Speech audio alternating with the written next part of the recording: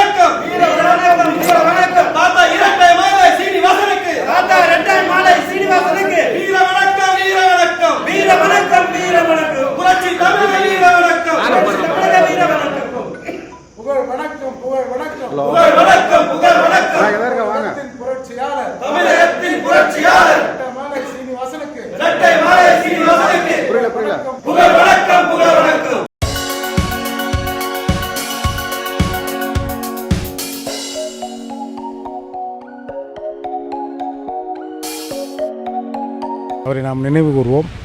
2011 புரட்சித் தலைவி ஜெயலலிதா அம்மையார் அவர்கள் ஆட்சியில் வந்தபோது நாங்கள் கன்னியாகுமரியிலிருந்து சென்னை நோக்கி ஒரு பிரச்சார யாத்திரை பயணத்தை வைத்தோம். ரெட்டமலை சீனிவாசனார் பிறந்த நாளை அரசு விழாவாக அறிவிக்க வேண்டும் என்று சொன்னால் அதற்கு முன்னாடி பல முறை ரெட்டமலையார் பிறந்த நாளை அரசு விழாவாக அறிவிக்கணும். யாராருக்கோ தமிழக அரசு விழா நடத்துது. இந்த மண்ணின் மைந்தன் ரெட்டமலை சீனிவாசனுக்கு அரசு விழா நடத்துகிறேன்னு பல போஸ்டர்கள் அந்த மாதிரியான விஷயங்கள் செய்யும்போது எங்கள் மீது வழக்குகள்லாம் போடப்பட்டது. இப்போது ஜெயலலிதா அம்மையார் ஆட்சிக்கு வந்த உடனே இந்த கோரிக்கையை வைத்து முதலாக ஆட்சிக்கு வந்த உடனேயே இந்த பேரணி நடத்தினோம்.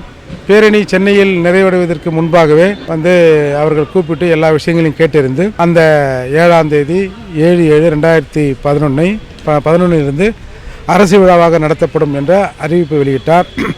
இந்த நன்னாளில் அம்மையாரை நன்றியோடு நாங்கள் நினைத்து பார்க்கிறோம்.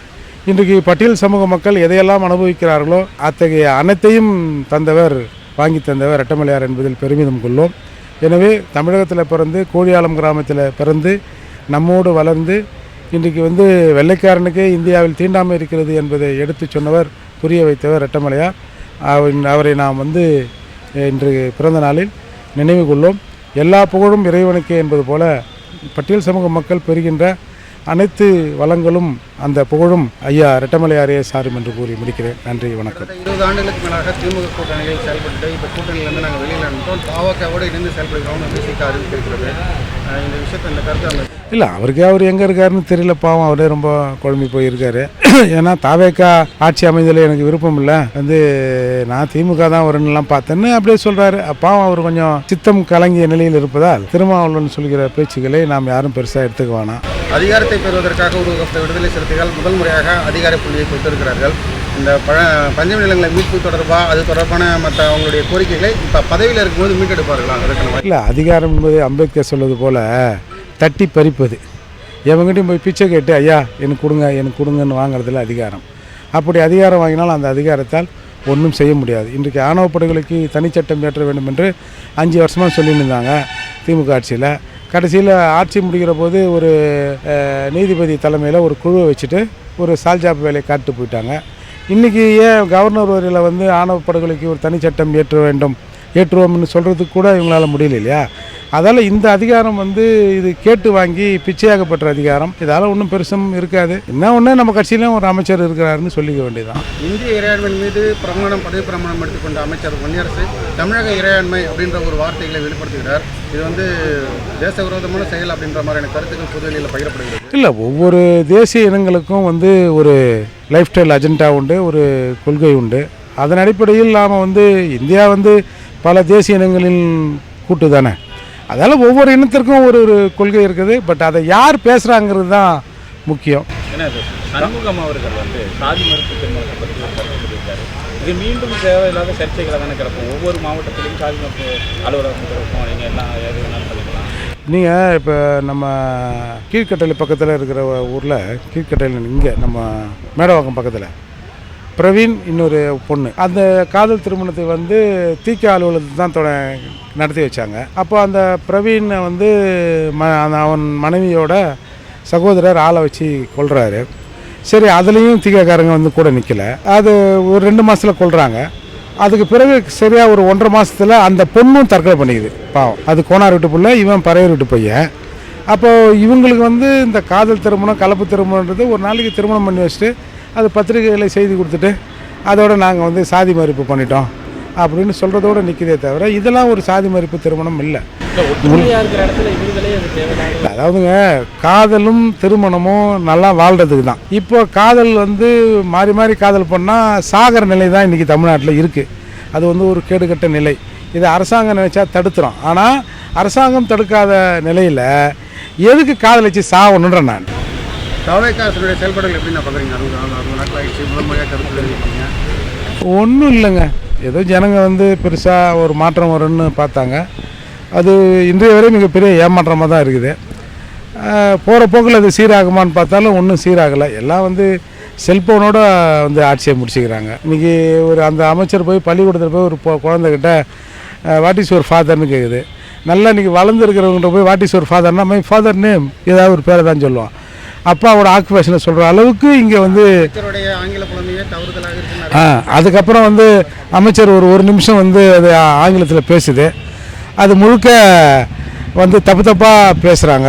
அப்பேற்பட்டவங்க போய் ஒரு அரசு பள்ளியில் படிக்கிற குழந்தைய போய் நீ கேளுங்க, நான் அதை கேட்குறது தப்புன்னு சொல்லலை. அதை கேட்டுட்டு அந்த குழந்தை வந்து அதுக்கு சொல்ல தெரியாமல் போய் நிற்கிது. அதை ரீல்ஸ் எடுத்து போட்டு அந்த குழந்தையும் அசிங்கப்படுத்துகிற மாதிரி இல்லை.